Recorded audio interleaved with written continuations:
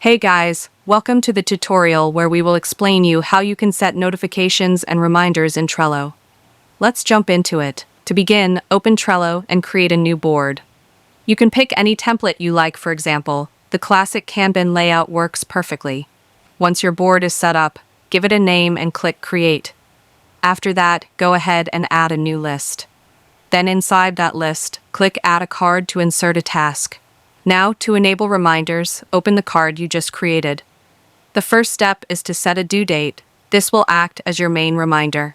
Next, for automatic notifications, we'll use power-ups, specifically automation.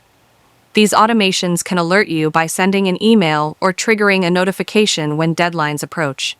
Click on Power-ups, then search for an email automation tool. Once you find one that fits your needs, add it to your board.